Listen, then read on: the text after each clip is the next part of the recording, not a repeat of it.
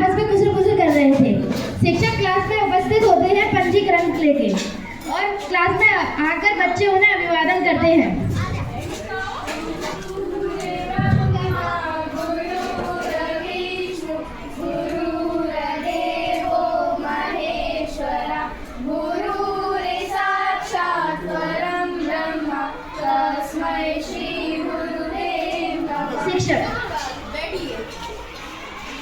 शिक्षक उपस्थिति पंजी लेकर उपस्थिति लगाने लगते हैं।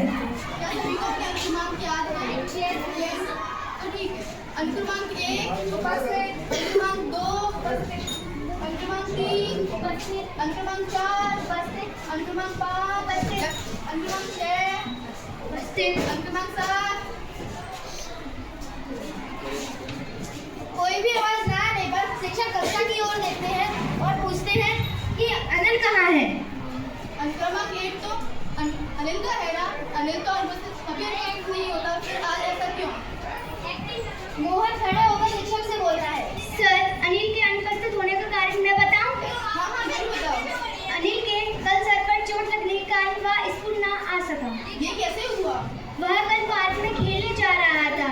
सड़क पर खेल रहे बच्चों क्रिकेट बॉल उसके माथे पर आ लगी। शिक्षक है।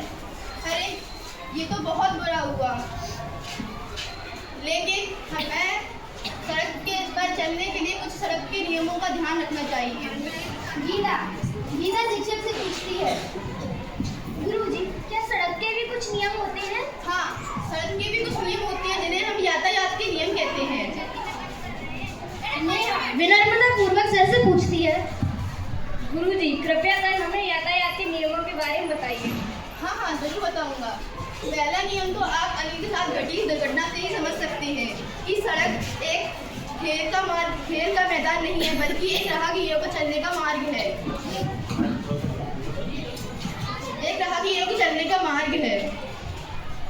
अगर आपको यातायात से जुड़े कोई नियम जानने हो तो मुझसे कोई प्रश्न कर सकते हो। शिक्षक से खड़े होकर पूछता है, गुरुजी, अगर हम यातायात के नियमों का पालन नहीं करेंगे तो हमारे साथ क्या क्या हो सकता है?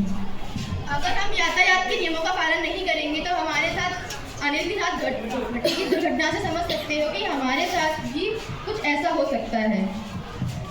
प्रभात का प्रश्न पूरा हुआ ही था, इतने में अनिल कक्षा में प्रवेश करता है। अच्छा, तभी मोहन तो बता रहा था कि तुम्हारे माथे पर चोट लग गई थी, फिर तुम विद्यालय क्यों आए?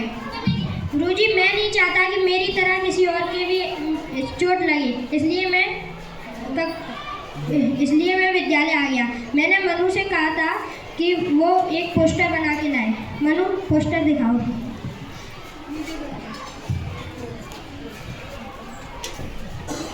कक्षा में शिक्षक नियमों को समझाते हुए बच्चों को संदेश दे रहे थे।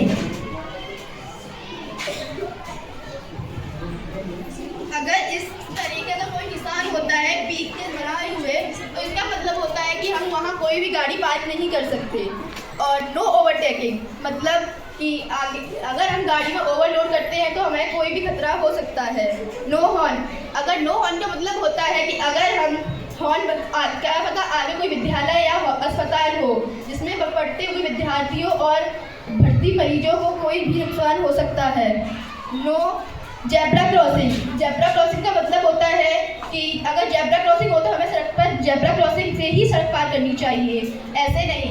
या फिर अगर जेब्रा क्रॉसिंग नहीं होती है तो हम सड़क के बाएं ओर चलकर अपनी सड़क पार कर सकते हैं।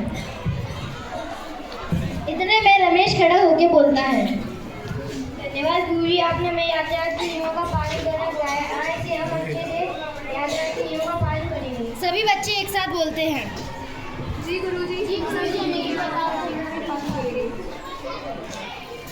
इस नाटक से हमारा यह उद्देश्य था कि हमें यातायात